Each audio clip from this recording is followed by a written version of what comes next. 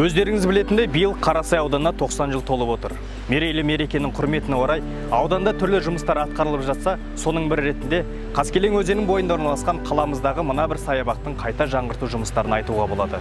Көпшіліктің демалыс орнына арналған бұл саябақтың қазіргі жағдай мынадай болса, келешектегі әсем бейнесін дәл осындай көріністе көре аласыздар.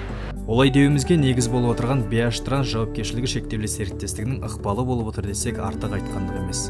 Аталмыш серіктестік компания Қарасай ауданының 90 жылдық мерейтойына бір кісіде атсалысу мақсатында осы демалыс орнын бұрынғы көрінісінен мүлдем өзгеше етіп өзгертіп, жанға сая болатын саябақты күрделі жөндеу арқылы ауданымызға сый ретінде тарту етпекші. Жалпы қала ішіндегі бұл демалыс орны осыған дейін бірнеше рет қалыпқа келтіріліп, жөндеу жұмыстары жасалып келген. Алайда қараусыз қалған саябаққа ешкім жанашырлық танытпағандығын қазіргі жағдайынан ақ байқасақ болады. Келешекте қаскелеңдіктер мен қала қонақтары жаңа саябақтың айналасынан Қаскелең өзенін бір деңгейде сылдырлап ағып жатқанын тамашалап, қайың ағашының түбінде ерекше демалатындай күй кешетін болады.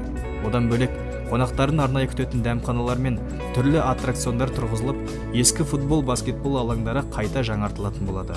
Ал осындай ауқымды жүйелі жұмыстың іске асуын қадағалаушы BH-Транс жауапкершілігі шектеулі серіктестігінің өндірістік бөлімінің басшысы Дәуіржан Бақтыбайұлы құрылыстың қарқынды жүріп жатқанын айтып, алдағы уақыттағы жоспарымен де бөлісе кетті.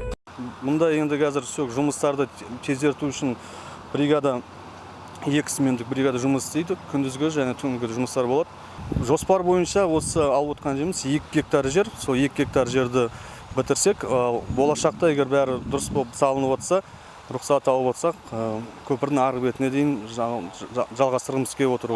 Өз кезегінде Дәуіржан Бақтыбайұлы осындай күрделі жұмыс кезінде тұрғындарды аса сақтыққа шақырып, қауіпсіздік жағдайын барынша қадағаласа екен деген өтінішін жеткізеді. Келешекте осындай көрікті көрініс табатын жаңа саябаққа арнайы күзет қойылып, бейне бақылаулар орнатылу жоспарда бар. Сондай-ақ қазіргі көпірлер жаңартылып қана қоймай, серуендеушілерге қолайлы қосымша тағы бір жаңа көпір салынса, түнгі саябақтың бейнесі әдемі шамдармен жарықтанатын болады. Ауданымыздың 90 жылдығына осындай ерекше сый тартуды ойластырған BH-Транс мекемесінің ұжымына еңбектері елеулі болатындай толағай табыстар тілейміз. Сюжетті дайындағандар Дидар Мұхамадиев және Асқат Рысбеков.